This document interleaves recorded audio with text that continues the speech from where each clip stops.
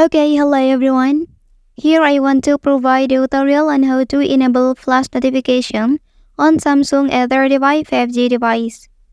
Well, enabling flash notifications on your device can improve accessibility, ensure you don't miss important alerts, and provide a customizable way to receive notifications according to your preferences and needs. So let's go to the tutorial.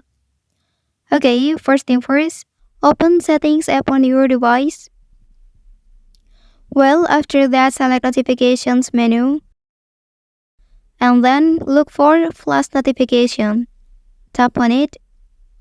Okay, so now there will be two options. First, Camera Flash Notification. Tap on Preview to see how it works.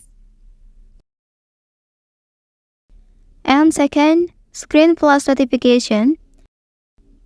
Tap on Preview to see how it works. Okay, and here you can click on the option to activate it. Well, that's the tutorial on how to enable flash notification on Samsung A35 5G device. If you are helped by this video, don't forget to like and subscribe to get other information from this channel. Thank you.